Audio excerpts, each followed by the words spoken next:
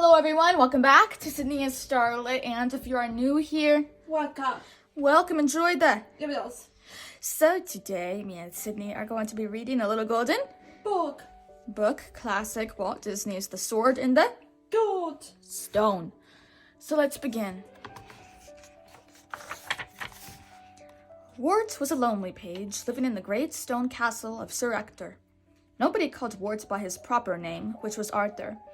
Everybody just called him Wart. Sir Ector had a big, lazy son named Kay, who liked to stretch out in the sun and doze. His favorite spot was a grassy bank near the drawbridge. But poor Wart had to work and work. He scrubbed pans and scoured pots in the castle cookhouse. He helped the castle carpenter. He polished armor for the armorer. He swept the castle stables clean. Poor Wart, he was all tired out. But one day, there was a clap of thunder in the great hall of the castle. There was a puff of smoke, and there stood a strange old man. "My name is Merlin. I am a wizard," he said. "Wart needs lessons, so I have come." Sir Ector and Kay laughed at and hooted. "Lessons? What does Wart need lessons for?" "Go away, old man," said Sir Ector. Merlin waved his wand, and right there, inside the great hall, it began to snow. It snowed, and it snowed, and it snowed. Well, Sir Ector changed his mind.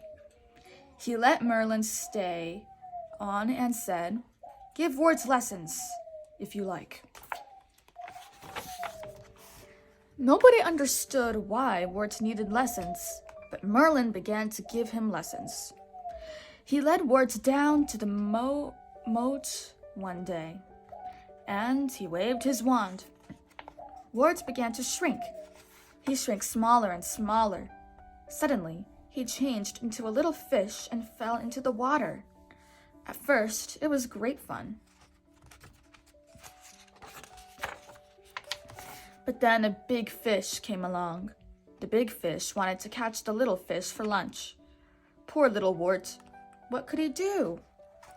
He used his head. He hid in a clump of seaweed so the big fish couldn't find him. "Very good," said Merlin. "You learned your lesson, Wart. When in trouble, use your head." Merlin kept on with the lessons. Once he changed Wart into a squirrel. As a squirrel, Wart stored nuts in trees. He learned to be ready for what tomorrow might bring. Another time, Merlin changed him into a bird. As a bird, Wart flew high in the sky, and seeing the world from way up there, he learned many things. Wart grew wiser and wiser, but still nobody understood. Why did Wart need lessons? One wintry day, a knight came to the castle. He brought news of a great tournament to be held in London. The winter would be crowned king of all England. "A tournament's the very thing we need to choose an English king," said Sir Ector. He thought that Kay would win. And so they all rode off. Kay sat on a prancing horse. His armor glistened in the sunlight. But Wart was just a lowly square. He rode a plodding donkey all the way to London town. After many days and nights, they came at last to the tournament field.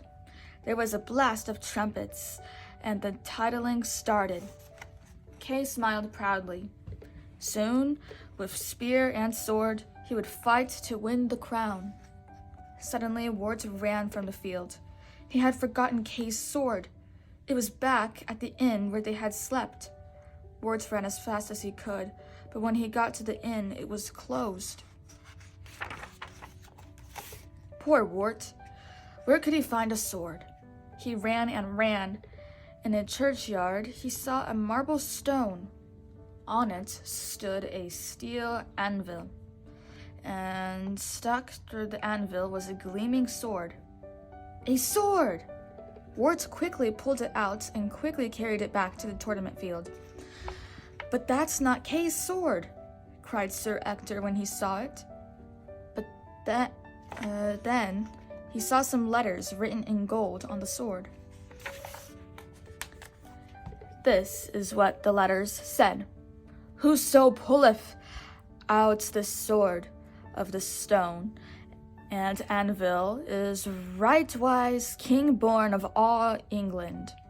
Sir Ector read that, and so did all the other noblemen. Now they knew the tournament wasn't the thing whereby to choose a king. The sword was. But how could Wart have pulled it out? There must have been some mistake. They all went to the churchyard. Wart put back the sword into the stone. Everyone tried, but the sword wouldn't move. Only Wart could pull it out again. So it was no mistake. But kings must be wise. Kings must know many things. How could Wart be a king? Wart was wise enough, and he knew enough. For that's what the lessons had been for, to prepare Wart to be king. And Wart became a great king known forever after as King Arthur. The end. So that is it for today, everyone. Really hope you all enjoyed it, and we'll see you all next time. Bye. Bye. Pick out your favorite page.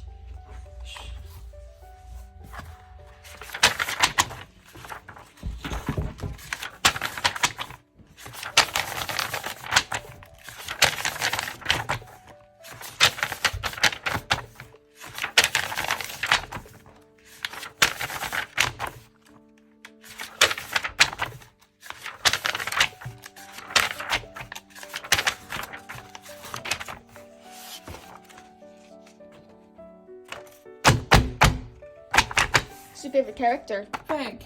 Fish. Good choice. Bye-bye.